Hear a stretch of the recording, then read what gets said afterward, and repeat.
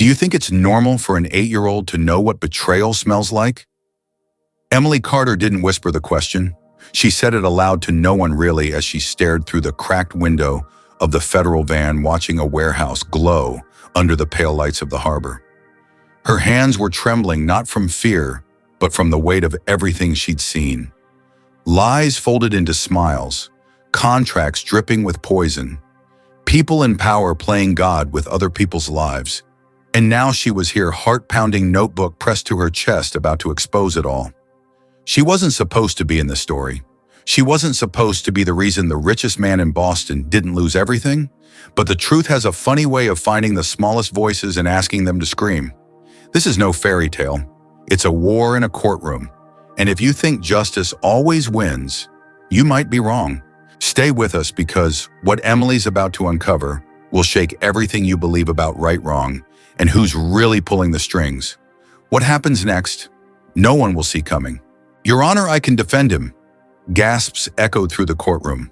All heads turned at once toward the last row, where a tiny voice had just shattered the tension like glass hitting marble.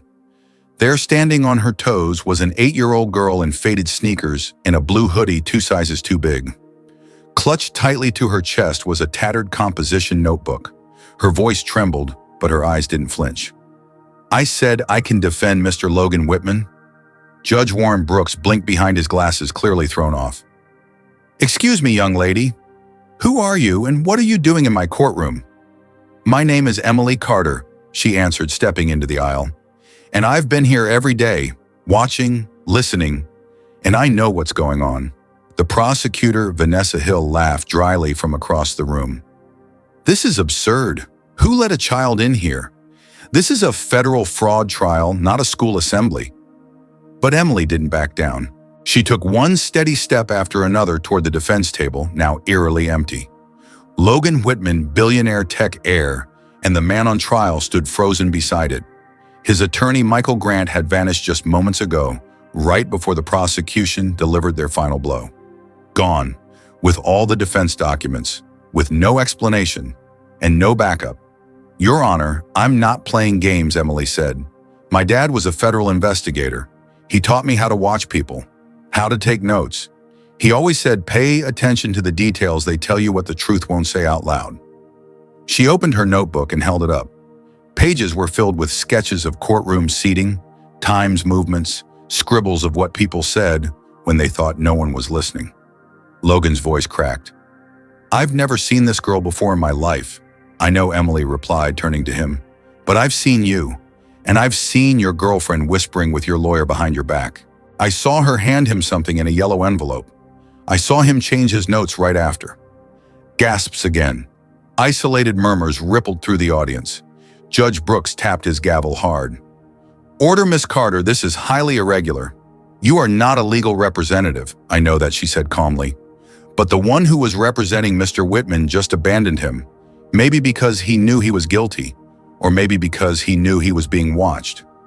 Everyone's attention turned sharply toward the prosecution table. Rachel Evans, Logan's impeccably dressed fiancée, looked up from her seat in the front row. Her lips parted in a strange, unreadable expression. Her polished mask cracked slightly as Emily pointed to her. She was the one pulling the strings. "And I think I can prove it." "What proof do you think you have?" Child Prosecutor Hill hissed. At that moment, someone else stood up in the back. Detective Sarah Mitchell stepped forward, flipping open her badge. "Let's hear the girl out," she said firmly.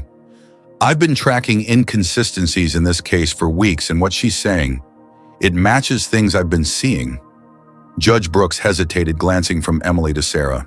He removed his glasses and sighed. "Miss Carter, you have 5 minutes. If you waste this court's time, I'll have you removed." "Understood." Emily nodded. "Yes, sir." She flipped to a page with color-coded circles and timestamps. 3 days ago, I saw Rachel Evans meet with Michael Grant outside the courthouse right by the parking structure. She gave him a paper. 10 minutes later, the witnesses changed their testimony. I drew the parking spot number and wrote down their license plate. Detective Sarah raised an eyebrow. "Do you have that drawing with you now?" Emily tore the page from her notebook and handed it over. "Your Honor," the detective said, "this matches surveillance footage we captured, but couldn't explain." We saw Rachel approach someone near that area, but we hadn't confirmed who it was. Until now. Rachel's face blanched. She suddenly leaned toward the man beside her and whispered something, her hands trembling ever so slightly. Emily continued, "And on Monday during recess, I saw Rachel give a folded napkin with numbers on it to one of the witnesses. He was wearing a gray coat and sat 3 rows behind the prosecution. He stuffed it into his pocket. I followed him out after court and saw him get into a car with the same man who gave testimony today." The courtroom murmurs grew louder. Suddenly, a frail elderly voice rose from the gallery. "She's right," said the courthouse security guard, a man in his 70s. "I saw the woman too. Blonde, expensive heels. Handed something to the defense attorney by the elevator. Thought it was weird, but I didn't think it was my place to say." Rachel stood up her chair, screeching. "This is harassment," she snapped. "You're going to believe the fantasy diary of a little girl over sworn testimony." "Sit down, Miss Evans," Judge Brooks said coldly. Emily wasn't done. She turned to Logan now. "Mr. Whitman, I know you don't know me, but I know what I saw. I believe you didn't do the things they're saying you did, but someone around you did, and they're trying to make you pay for it." Logan stared at her, something flickering behind his eyes. Hope, maybe for the first time in weeks. Then she said something no one expected. "My dad told me, if I ever saw something wrong and nobody believed me, I should call a special number he gave me. He worked with people who fight corruption. And have you called that number?" asked Detective Sarah. "Not yet," Emily whispered. "But I think I will now." Judge Brooks exhaled slowly. "We're suspending this session for 48 hours, he announced. "Detective Mitchell, I want full investigation into this child's claims. Every piece of her notebook is now considered part of the case." Rachel slammed her purse shut and stormed out of the courtroom without looking back. As the room slowly emptied, Logan crouched next to Emily and asked gently, "Why would you do this for someone you've never even met?" Emily looked at him, eyes steady.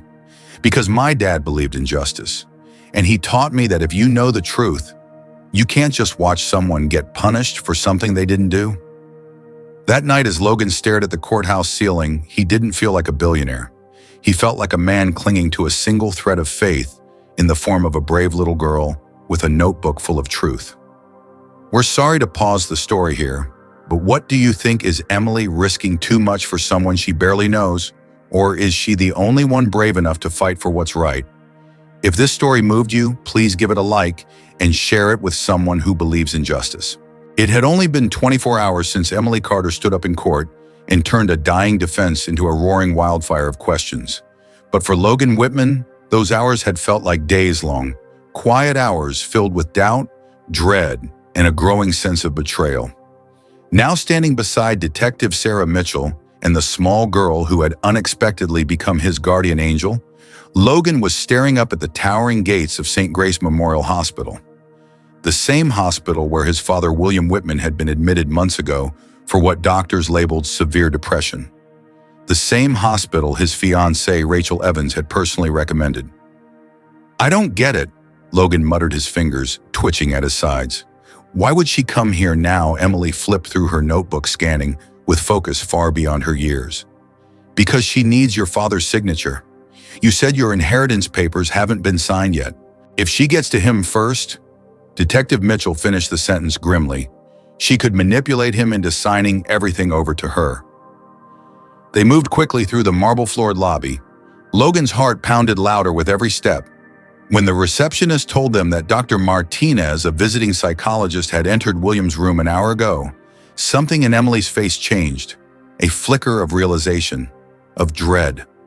"She's here," she whispered. "Rachel." She used that name before. I wrote it down when she was talking on the phone. She said she had to become Martinez for this to work. They didn't wait for the elevator. As they climbed the stairs to the 3rd floor, Logan's chest grew tighter. The memories of his father's warning came flooding back. "I don't trust her, Logan. There's something off." At the time, Logan had dismissed it as paranoia. But now it sounded like prophecy. Outside room 312, they moved quietly. Sarah pressed her ear to the door. Inside, a woman's voice spoke softly, urgently. "Mr. Whitman, you need to sign these now." "For Logan, he's in serious legal trouble." William's weak reply drifted out. I'm tired. My head. It's fuzzy. Then the sound of something metal, a syringe perhaps, clinking on a tray. Sarah turned to Logan and Emily, whispering, "She's about to drug him." "We go in now," but Emily held up a hand. "Wait," she breathed. "Let me see first." She stepped toward the side window that overlooked the hospital garden and peeked through the translucent curtain. "She's wearing a brunette wig," Emily whispered. "Glasses, white coat, but it's her. I recognize the ring on her finger. I drew it in my notebook." Sarah nodded, hand on her holster. They burst into the room. "Stop right there," Sarah commanded. The woman spun around, startled syringe still in her hand. William Whitman blinked groggily from the bed, his eyes widening as he saw his son. "Logan?" "I'm here, Dad. I'm here." Rachel, still in her disguise, composed herself quickly. "You can't barge in during a medical session," she snapped, voice calm but trembling underneath. "You're no doctor," Sarah said coldly. "Take off the wig." Rachel didn't move. Her fingers twitched at her side. "I said take it off." Sarah stepped forward and pulled the wig away, revealing the blonde hair they all recognized. Emily stepped closer. "You're not fooling anyone. That's the same ring you wore in court. 3 blue stones? I drew it the day I saw you pass an envelope to Mr. Grant." Rachel's mask shattered. "You don't understand," she hissed. "I had to do this. Logan was going to throw away everything your family built. He doesn't deserve it.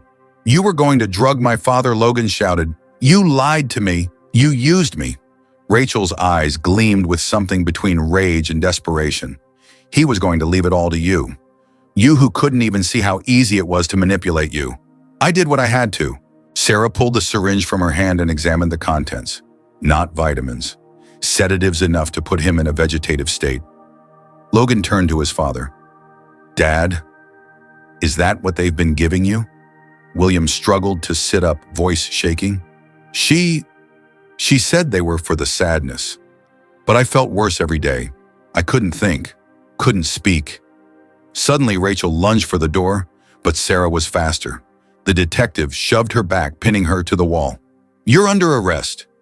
Rachel thrashed, screamed, cursed, but it was over. Or so they thought. As Rachel was escorted out in handcuffs, she turned back and hissed in Emily's direction. "This isn't over, little girl. You have no idea who's really behind this." Emily's hands tightened around her notebook. Later that night, sitting in a quiet police station room, Emily clutched a blanket around her shoulders.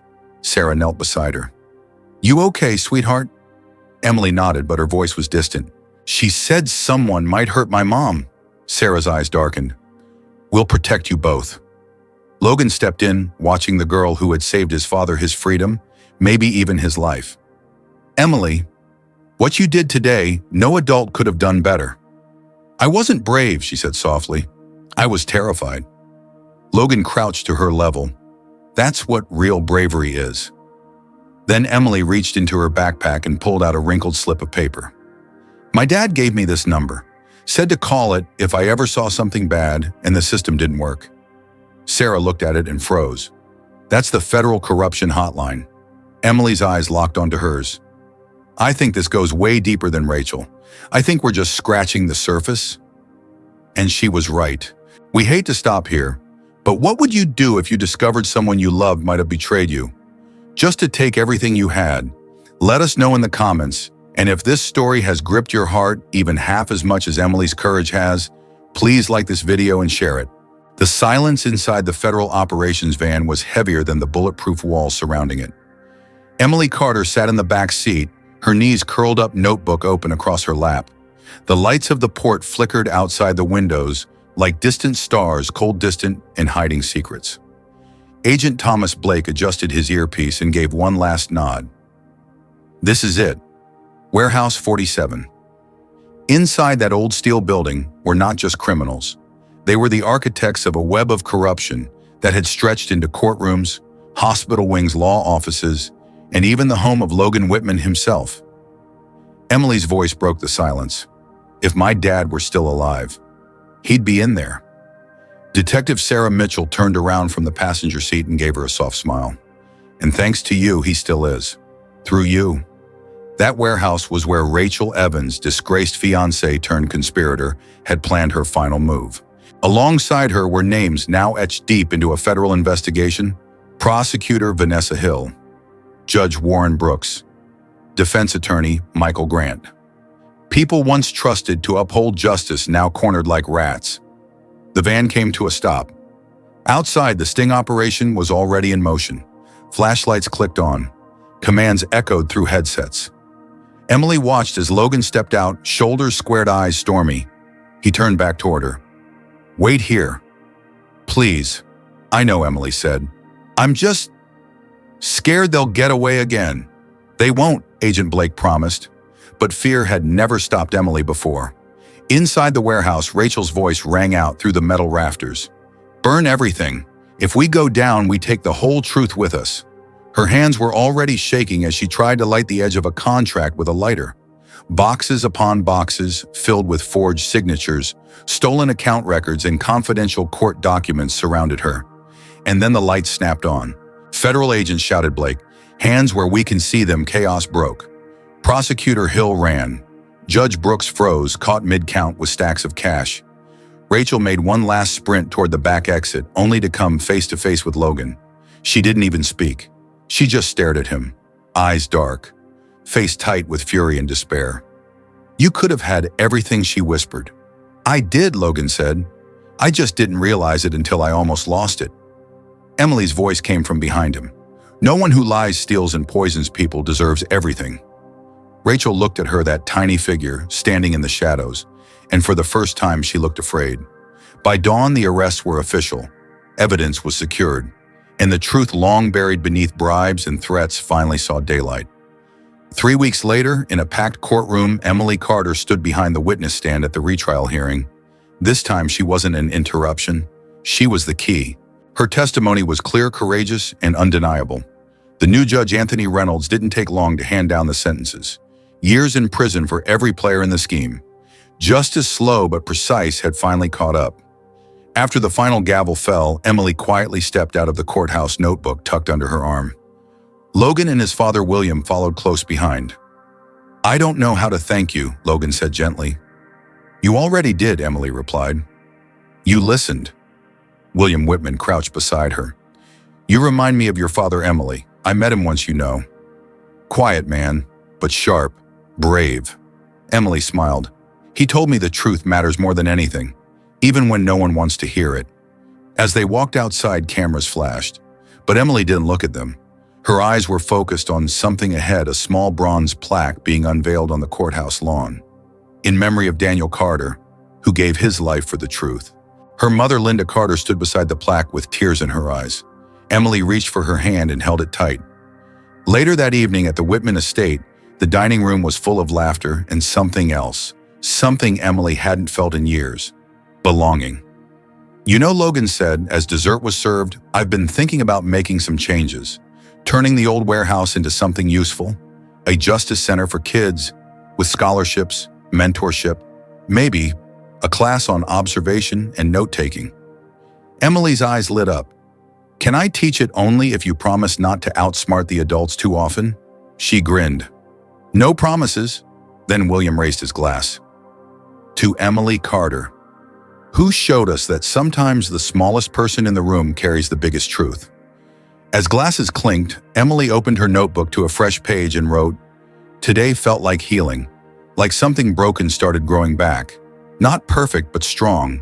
The past had left scars, but they were no longer wounds. They were stories, lessons, proof that standing up even when you're scared can change everything."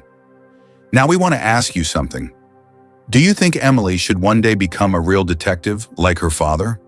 Or should she grow up to lead something bigger like a justice foundation for kids? And what about Logan? Do you believe someone who was nearly destroyed by betrayal can ever fully trust again? Let us know your thoughts in the comments. Was this a story that moved you? If yes, comment number 3 below. If you feel it was just okay, comment number 2. And if you think we still have work to do, hit us with number 1. We welcome it all. Also, where are you watching from? We'd love to know what country or city you're tuning in from today. If you believe stories like this matter, stories about truth, courage, and redemption, please hit the like button tap the heart and share this video with someone who needs hope today. See you in the next story.